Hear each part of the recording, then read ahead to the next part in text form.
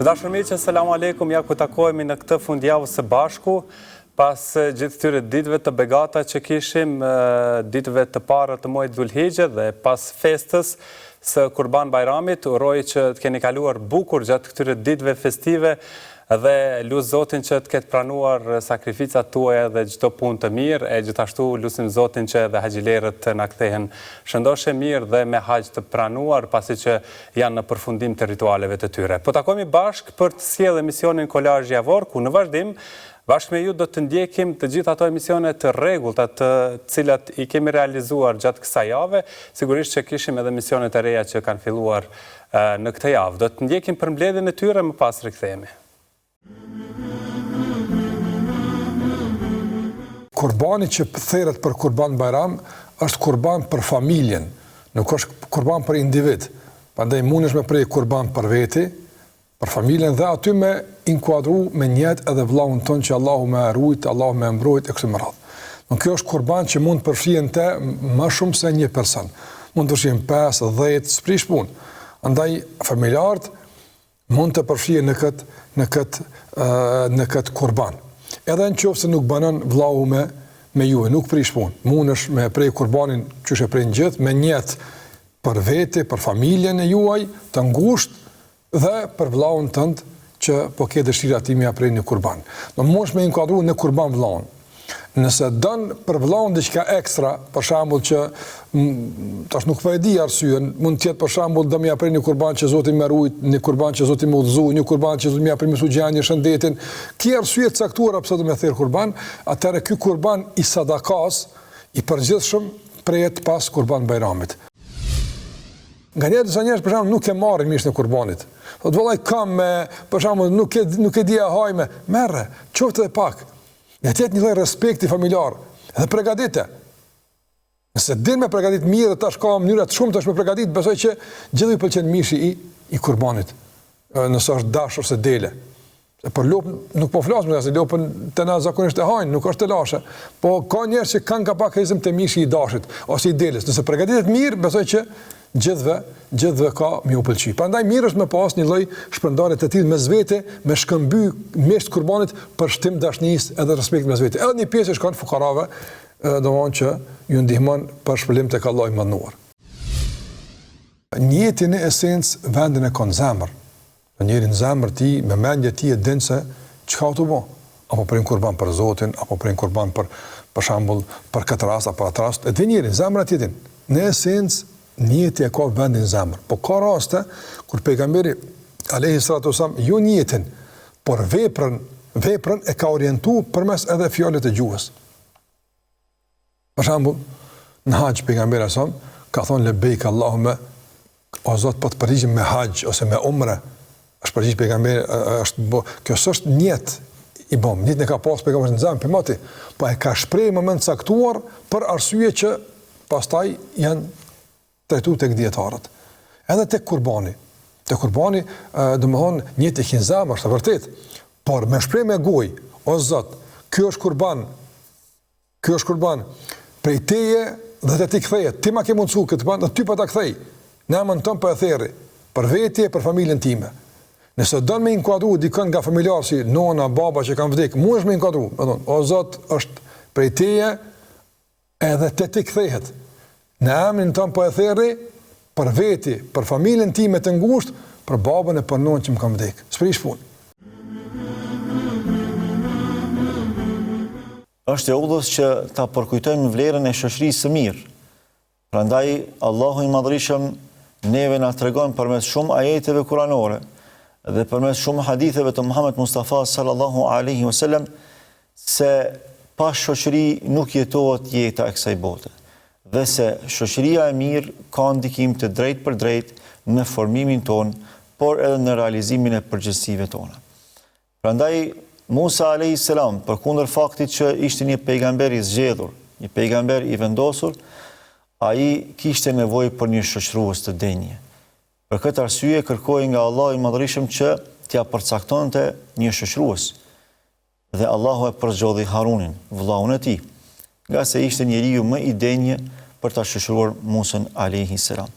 Edhe Muhammed Mustafa sallallahu alaihi wasallam vula e pejgamberisë dhe zotëriu i njerëzisë ishte i nevojshëm për shoqëri. Allahu i Madhërisëm në parathënien kuranore na ka mësuar që kur të lutemi për udhëzim, të lutemi në shumës. Ne ndonë se falemi individualisht, pra secili prej nesh kur lidhet në namaz, qoftë i vetëm apo me imam, realisht ai namazin e fal për vetvete, nëse namazi nuk mund të performohet për të tjerët. Por themi ihdina siratal mustaqim, na udhëzo në rrugë të drejtë, në shumës, i përfshim gjithë ata që janë rreth nesh, e në veçanti shoqërinë tonë, atyre që ne u besojmë. Ata me cilët ne jemi të lidhur me një lidhje të veçantë dhe speciale, sepse Allahu dëshiron të na mësoj diçka që është shumë e rëndësishme, shoqëria e mirë. Andaj është e udhës që ta pyesim veten, se a e kërkojmë një prej mirësive më të mëdha në jetën e kësaj bote, siç është kërkimi i shoqërisë së mirë, më shumë apo sikurse e kërkojmë rrezikun material, ndërkohë që arritja në shoqëri të mirë, të begatshme, të devotshme është shumë më vlerë se sa arritja e pasurive materiale në jetën e kësaj bote. Gjithmonë resurset njerëzore kanë më shumë vlerë se sa resurset materiale. Pra, duhet që t'ja kërkojmë Allahut vazhdimisht shoqërinë e mirë, shokun e mirë, shoqen e mirë, me ata me të cilët ne i bashkëndjejmë proceset tona jetësore, qoftë të zhvillimit apo të ballafaqimit me sprova të shumta, me të cilët ne e ndajmë edhe gëzimin edhe pikëllimin, me të cilët ne i zgjerojmë gjoksat tanë dhe i qetësojmë zemrat tona kur i paraqesim problemet tona, me të cilët ne realisht kërkojmë zgjidhjet më të mira për problemet tona. Sa dallim të madh ka midis të vdekurve, me përmendjen e të cilëve ngjallën zemrat, dhe të gjallëve me shoqërimin e të cilëve vdesin zemrat. Këto fjalë që dietari i madh Ibn Kajimi i përcjell nga brezat e parë, janë fjalët me të cilat zgjodhëm të hapim këtë seri, në të cilën do të prezantojmë personalitete të cilët, ndonse ka vite, dekada e madje edhe shekuj që kanë vdekur, vazhdojnë të jenë të gjallë në mesin tonë, me dijen, këshillat, porosit, vlerat dhe sakrificën e tyre. Ata vazhdojnë të na shoqërojnë në rrugtimin tonë drejt zhvillimit, her me këshilla prej urtarësh të rrallë, e her me heroizma që na frymëzojnë dhe motivojnë për të ruajtur këtë vend për të cilin u derdh kaq shumë gjak. Hoxh Hasan Tassini, përveç që ishte adhëtar, ishte edhe dietar, mendimtar, përkthyes, poet, shkrimtar e letrar. Sipas burimeve turke, Hasan Tassini ishte njeriu më i ditur i kohës në Stamboll, jo vetëm në shkencat natyrore, por edhe ato filologjike, filozofike e fetare. Ka shkruar dhe botuar më shumë se 20 libra shkencor për astronomi, psikologji, pedagogji. Studimet e tij fillimisht i kishte botuar në revistën shkencore Mejmu'ul Ulum, themelus i së cilës ishte vetë ai. Hoxh Hasan Tassini rëndësi të madhe jepte studimit dhe shpjegimit të temave të ndryshme shkencore, me synimin që nëpërmjet shkrimeve të tij të frymëzoheshin edhe mendimtar e dietar të tjerë, të zgjoheshin nga gjumi i thellë ku kishin rënë. Hoxh Hasan Tassini, me anë të krijimtarisë së tij, na përcjell një mesazh shumë domethënës. Na tregon se shkenca dhe feja janë në relata pozitive dhe se çdo shkencë e mirëfillt është një hallkë e zinxhirit të pafund që na çon tek krijuesi i gjithësisë, tek Zoti fuqiplot. Dija gjithashtu ka një rol të rëndësishëm të çdo individ, pasi vetëm dija e bën njeriu me kuptimin e plotë të fjalës njeri. Ai na mëson se njeriu nëpërmjet arsimimit arrin majat, ndryshe nga i padituri nuk pritet asgjë e mirë. Hoxh Hasan Tassini, duke vlerësuar shkencën si shumë të dobishme, na shtyn neve të hulumtojmë rreth temave shkencore, të cilat na mësojnë se nga kemi ardhur e ku do të shkojmë. Allahu juve ju urdhëron, shoqëni ajetin, Allahu juve ju urdhëron që secilit t'ja japni atë që i takon me drejtësi, të gjykoni me drejtësi, të ndani me drejtësi, ta çoni emanetin në vend. Wa idha hakamtum bayna an-nasi an tahkumu bil adl. Kur gjykonin mes njerëzve, gjykoni me drejtësi. Inna Allahu dhul Gjelal juve ju kërkon drejtësinë dhe ju porosit që t'jeni të drejtë. Inna Allah kana samian basira.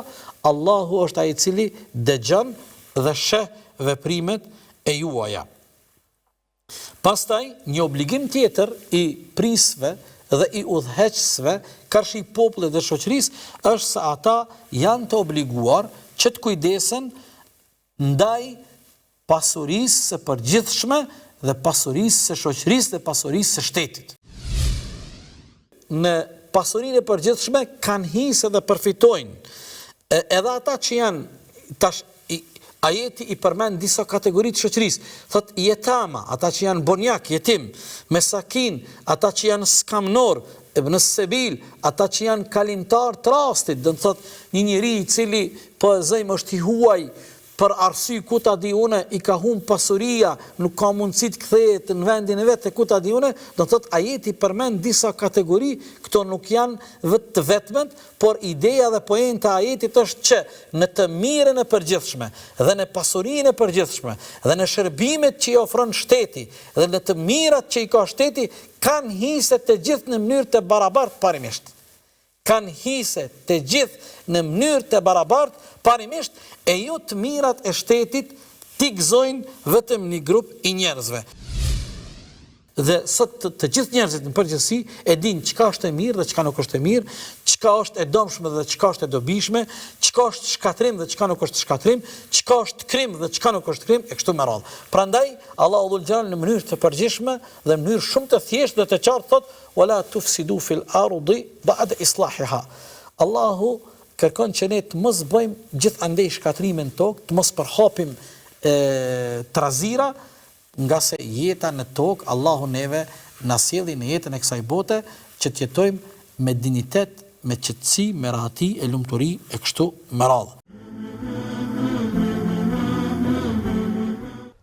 Faktikisht flitet për shpirtin dhe shpirti është prej sekreteve të Zotit, pavarësisht se ne kemi marrë, le të themi, disa argumenta nga Kurani dhe të tjera, çfarë ndodh me njeriu kur flen gjumë, dhe se çfarë ndodh me fëmijën në barkun e nënës, kur i fryhet shpirti, na është treguar se si del shpirti nga trupi i njeriu, por nuk na është treguar, si më thënë, nuk na është treguar lëndë ose përbërja nga ç'lënd përbëhet, edhe se si, domethënë se si ndodh. Për këtë arsye po të shohësh, domethënë, përgjithësi kur i bën një përkufizim dietarët e Islamit thonë një lëndë e cila në momentin që depërton në trupin e njeriu apo në ndonjë gjallësë i jep asaj jetën. Domethënë janë mjaftuar me një përkufizim shumë përgjithshëm, sepse nuk është se ka argument të detajuar, le të themi, për përbërjen apo për lëndën, për formulën kimike. Për formulën kimike, le të themi, të shpirtit. Shpirtrat janë në botën e shpirtrave si ushtrit. Ato që njihen në atë botë, edhe në këtë botë, domethënë shkërhiqen me një tjetër ose puthemi. Ka ndodhur për shembull ndonjëherë që nuk është se kene njohje me të, po më një shkon muhabeti, ku dëgjoj. Në një tjetër që mund ta kesh komshi për gjatë gjithë jetës, mirë po nuk të shkon muhabeti me të. Pra është edhe kjo puna për sekreteve të Zotit. Le të vim tek pyetja prapë, se s'kemi mbaruar. Po mirë thanë, si dënohet shpirti, kur është krijim nga i madhi Zot. Pra, përderisa ka krijuar Zoti dhe nuk di asgjë për shpirtin, si dënohet shpirti. Atëherë normalisht që Zoti çfarë tha? "Wa ma utitu min al-ilmi illa", ju ka shumë gjëra që nuk i dini e jo më të dini mbi.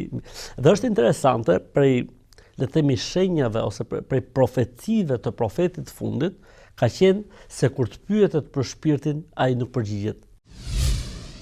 Transmigracioni i shpirtrave, pra që thon shpirti lëviz nga trupi në trup, apo siç kanë qenë për shembull fjala bie pitagorianët që thoshin shpirti shkon futet ke kafshët, apo disa të tjerë, domethënë kjo pjesë është hapur një derë e madhe. Pra, si ose mund thirrja e shpirtrave mbas vdekjes, gjëra ka njerëz që trasin shpirt. Të gjitha këto, do të thonë, në Islam nuk janë dhe nuk funksionojnë. Çdo shpirt është si më thënë një i dedikuar e nderuar e Zotit që me të mbaruar jetën njeriu shkon edhe vendoset ose le të themi në xhenet ose në xhenem. Nuk ka më lidhje me këtë botë, nuk ka më se dikush tha ai më ruan mua, kam si engjëll mbi kokë, ose është dikush që thret shpirtat e të vdekur, gjitha këto janë pralla. Amfiteatret ku lindin si një funksion i mishërimit të bashkësisë shoqërore. Janë treguar si një lloj tiranie apo janë treguar si një lloj zhvillimi amfiteatret në rast? Ka qenë më tepër si një dëshirë ludika, si quhet ndryshe, ose dëshirë argëtimesh. Dëshirë argëtimesh, sepse një qytet i mirë fillt, në aspektin urban të asaj kohe, njihte arenat e gladiatorëve më vete dhe teatrin më vete. Kur u bashkua arena së bashku me teatrin, u krija koncepti i amfiteatrit. Kjo gjë ndodhte nëpër qytete të cilat kryesisht nuk i kishin këto të dyja dhe dëshironin që të kishin nga bota edhe romake edhe helene të kishin së bashku në të njëjtin moment. Pra, mund ta quajmë si një sakrificë investimit në mënyrë që të mblidhej gjithë kjo çështjet jashtë kufive dhe të mblidhen në një investim të vetëm. Është dokumentuar që tërmeti 326-ës ka ndryshuar drejtimin e lumit Vjosa dhe ka shkatruar përfundimisht qytetin e Apollonisë. Ndërsa tërmeti 1272 në qytetin e Durrësit gati e kalon qytetin për gati një shekull të braktisur, sepse rronojat të cilat kanë ardhur nga kodra me flak dhe duke marrë përpara banesat, ka krijuar një gjendje, mund ta quajmë amullie të vetë qytetit, pa mundësie për të zhvilluar, mund ta konsiderojmë si një qytet me baltë, pra me rënoja të mëdhaja, ku vështirë se mund të imagjinohej dhe të shiheshin rrugët që kishin ngelur. Qyteti përafërsisht gati një shekull, nga 1272 deri në 1300, ka qenë një qytet i pajetueshëm. Qyteti Durrësit do të ndërtohen 3 xhamit e para, më themelore, në 1500-s, është xhamia e Bardhë, ose ndryshe siç quhej xhamia e Sultan Bayazidit, i cili ishte edhe babai i Sultan Fatiut, i cili do të arrijë pikërisht të qeverisë dhe territorin e Durrësit në momentet e para të 1501-shit dhe në nder të babait të tij do të ndërtojë edhe xhamin e Bayazidit. Ne i quajmë deri vonë Bayazid fjalë për fjalë, në periudhën osmane do thotë i Bardh, pra Sultani i Bardh. Ne do të mbajmë edhe këtë lloj etimologjie duke i quajtur xhamia e Bardh. Xhamia e Bardh ndodhej pikërisht në fundin e zbritjes të poshtme të bulevardit, afër aty ku sot ndodhet edhe Torra Veneciane. Kjo xhami funksionin kryesor e kishte të ofronte shërbime të gjithë atyre marinarëve, të gjithë atyre tregtarëve, punonjësve të doganës, të cilët kalonin orë të gjata përtej mureve të fortifikimit në sheshin e tragjeteve për të ofruar shërbime. Pejgamberi sallallahu alaihi wasallam thoshte është një copë mishin trupin e njeriu që nëse ajo rregullohet tër trupi. Dhe nëse ajo është e bresht, është i bresht tër trupi. Thoshte ajo është zemra. Dhe kur e dina se një zemër është e rregullt, nuk mundna me ditë brendësinë e njerit nëse ai nuk flet. Vetëm atëherë kur flet ose vepron. Por çështja e veprimit është shumë më e ngushtë se sa çështja e të folurit. Një njeri ka mundësi ta marrë dënimin e vrasjes me fjalë, nëse urdhon dikon më mbyt. Ai edhe nëse nuk e mbyt vetë, e merr dënimin e saj. E merr dënimin e vjedhjes pa vjedh fare. Sa herë kena ndëgjuar duke thonë, ti shakon filan pozitë edhe unë, do të vjedh si filane. Kë e merr gjënohen pa vepru fare. Nuk ka mundësi një fjalë e shqiptune. Vese me lekt kanë më shkru, ose për mirë, ose për keq. Njëherë, i thanë Ibrahim ibn Edhemit, flet, tha, qëfar flas, fjala është 4 katër llojsh. Është fjalë e mirë që njeri shpërblehet për ta. Urdhën të mirë, ndalimin nga e keqja, thirrja në rrugën e Allahut. Është fjalë që as nuk shpërblehesh për të mirë, e as nuk ndeshkohesh. Bisedat e thjeshta që zakonisht i përdorëm sot, ka fjalë që ndeshkohen për gojimi, ka fjalë që ndikojnë në prishje edhe më rënë shpifja, Allah na ruaj nga tresat. Andaj thot, pakoni fjalët se ju pakohen gjunahet. Nëse shtoni fjalë, do t'ju shtohen gjunahet. Pejgamberi sallallahu alaihi wasallam thoshte men kana yu'minu billahi wal yawmil akhir falyakul khayran aw liyasmut. Kush beson Allahun dhe kush beson ditën e fundit, le të flet mirë ose le të hesht. Kjo është një prej haditheve që kemi dëgjuar shpesh. Kjo është bazën këtë çështje. Kush beson Allahun dhe ditën e fundit, për lidh me iman. E ai që s'beson Allahun në ditën e fundit le të flet çadën. Çfarë themi? Këtë në mafhumun mukhalif, kuptimi i kundërt prej tekstit. Allahu na ruaj në njëri i cili flet, çka i vjen. Çfarë mundna me thon për to? Ai s'kish bre Zot me kry. Allahu na ruaj, ka pasoja të mëdha mos kontrollimi i gjuhës. Transmetohet nga pejgamberi sallallahu alaihi wasallam të këtë thënë, bunia al-islamu ala khamsin. Është ndërtuar Islami mbi 5 shtylla: shahadati an la ilaha illallah wa anna Muhammadan rasulullah wa iqami salah wa ita'i zakah.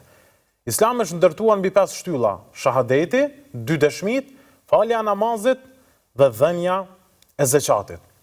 Andaj, nga këto 2 argumente e kuptojmë se zeqati bën pjesë nga kushtet kryesore të dinit islam.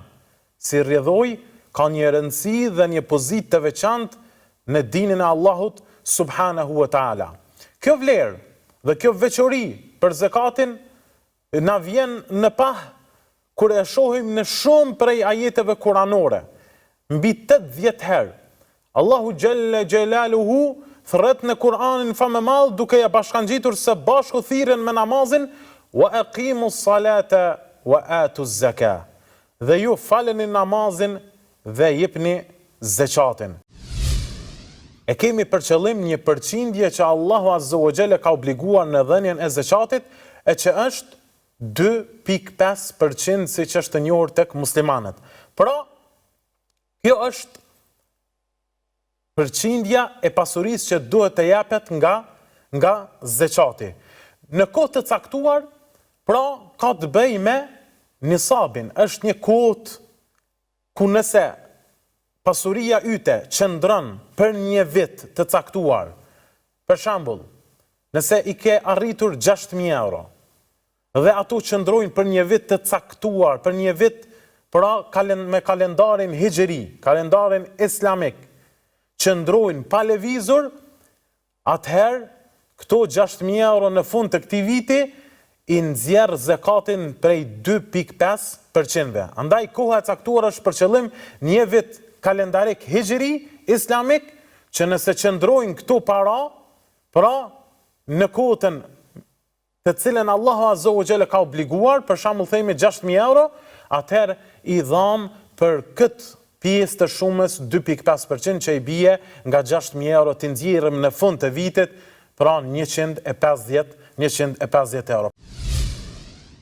Andaj Allah Azza wa Jall në suratu At-Tauba në ajetin e 60 ka specifikuar dhe ka veçuar 8 kategori që u lejohet marrja e zeqatit. O Jall me të vërtet zeqati ju takon fukarave, të gjorëve, atyre që e tubojnë zeqatin, atyre që përmes zeqatit ka mundësi t'ju zbuten zemrat nga pjesëtarët e feve të tjera, për të liruar robër, atyre që janë të zhytur në borxhe, në rrugën e Allahut Azza wa Jall, ajo kategori që është në rrugën e Allahut Azza wa Jall, dhe kalimtari apo udhëtari i rrugës. Këto janë 8 kategori që lejohet pra dhënia e zeqatit tek ta.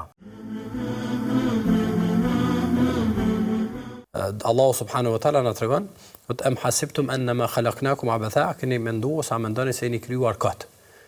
Kjo është punë e madhe. Që ta njerëzit nuk e kuptojnë.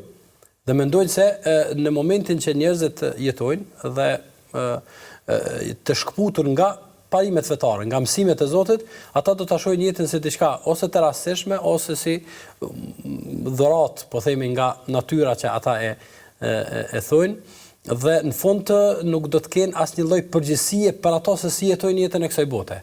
Andaj edhe njerëzit pastaj dalin me po themi me punë jashtëzakonisht të rana, domethënë aspektin e shëmtisë së tyre, në aspektin e pasojave të tyre, në aspektin e padrejtësive që i bëjnë kështu me radhë, për shkak se nuk e shohin të shputra.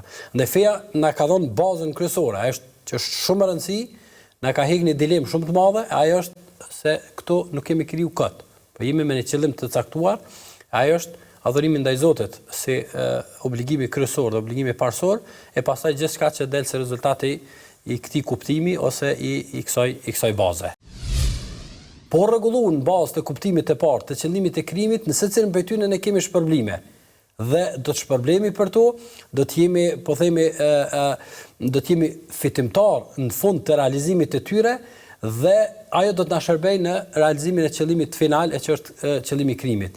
Mirë, po nëse të gjitha detyrat dhe obligimet e kësaj bote i shumë të shkputur nga e para, ato do të kenë një varfëri në zbatimin e tyre, ose përfitimet e zbatimit të tyre do të jenë shumë po themi momentale ose shumë të përkohshme, për shkak se nuk do të kenë jetëgjatësinë e tyre ose qëllimin e tyre të mëtutjeshëm.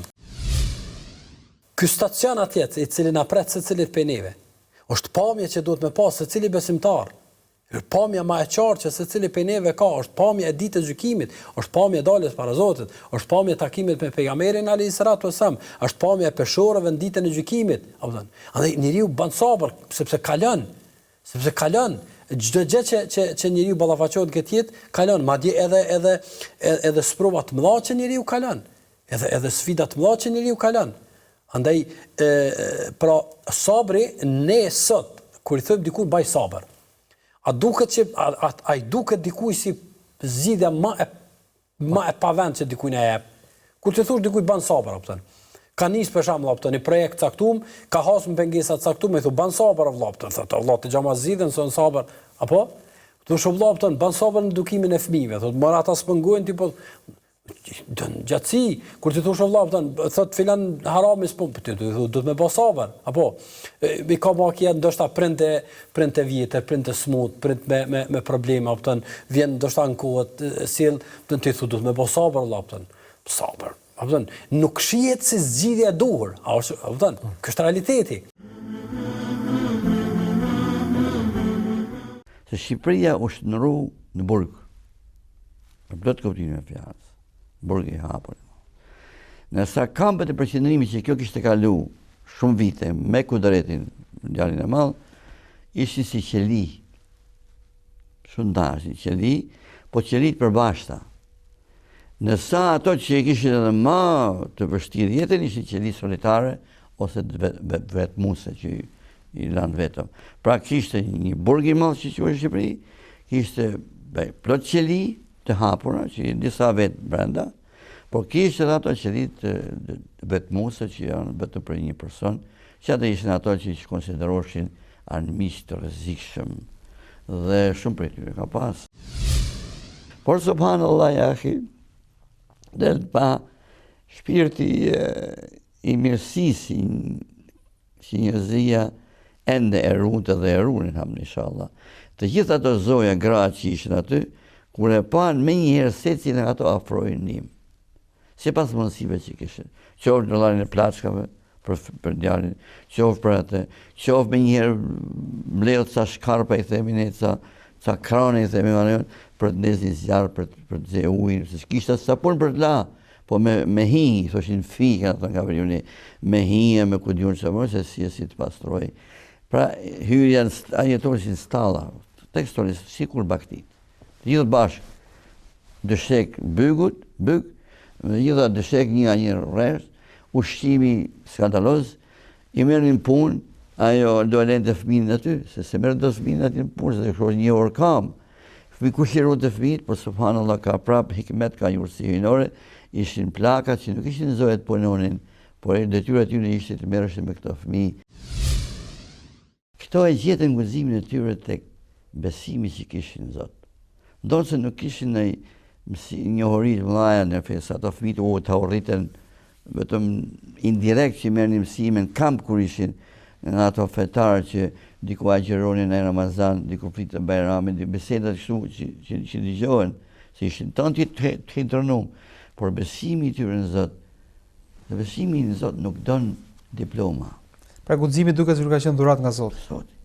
Ja vjen nga një besim që Zoti po më sprovon, por Zoti do më hap rrugën mua.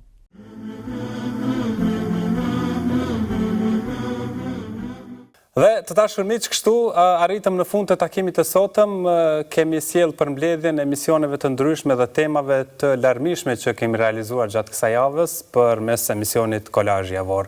Faleminderit shumë që na ndoqët, mirëmbëjtje.